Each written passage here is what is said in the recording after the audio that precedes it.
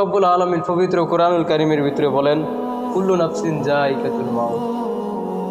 পৃথিবীর বুকে এমন একটা জিনিস আছে, এমন একটা জিনিস বলে যেই জিনিসের ব্যাপারে কোনো ইখতিলাফ নাই, কোনো বিরোধ নাই, কোনো মত পার্থক্য নাই। আর না হলে পৃথিবীর বুকে এমন কোনো কথা নাই, এমন কোনো জিনিস নাই যেইটার ব্যাপারে মানুষের কোনো ইখতিলাফ নাই। প্রত্যেকটা জিনিসের ভিতরে মানুষের বিরোধ আছে। এটা আমার পছন্দ, আপনার পছন্দ না, ওটা অমুকের পছন্দ, অমুকের পছন্দ না। প্রত্যেকটা কাজে, প্রত্যেকটা ক্ষেত্রে আপনার আমার ভিতরে মতনৈক্য আছে, প্রত্যেকটা মানুষের ভিতরে মত পার্থক্য আছে। কিন্তু আল্লাহ পাক রব্বুল আলামিন বলেন, কুল্লু নাফসিন যায়িকাতুল মাউত, বলে এমন একটা জিনিস আছে যেই জিনিসটার ব্যাপারে কোনো মানুষ মত পার্থক্য নাই।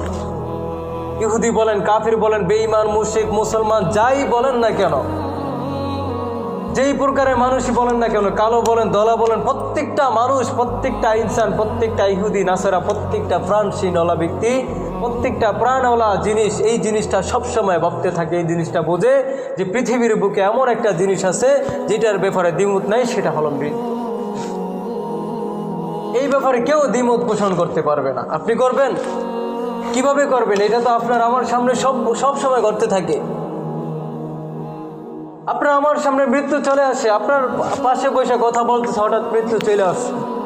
মৃত্যুর ব্যাপারে কারো কোনো মত পার্থক্য নাই যে সে মরবে না।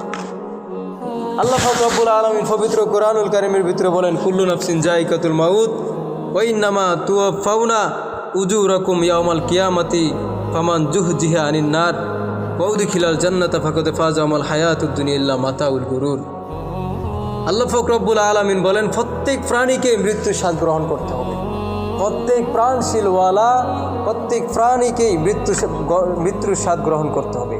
আর কিয়ামতের দিন তোমাদেরকে আমলের বদলা তোমাদের পরিপূর্ণ দেওয়া হবে। আল্লাহ পাক রব্বুল আলামিন বলতেছেন, কুল্লু নাফসিন যায়িকাতুল মাউত, প্রত্যেকটা প্রাণীকেই মৃত্যুর স্বাদ গ্রহণ করতে হবে। এমনকি তোমরা দুনিয়ার জমিনে যে আমল করবা, এই আমলের বিনিময়ে আল্লাহ পাক রব্বুল আলামিন কাল কিয়ামতের ময়দানে তোমাদেরকে দিয়ে থাকবেন। এখানে পবিত্র কোরআনুল কারীমের আয়াতের ভিতরে বলা হয়েছে কুল্লু নাফসিন, যে প্রত্যেক প্রাণী বলতে যার ভিতরে প্রাণ আছে সেই মৃত্যুবরণ করবে।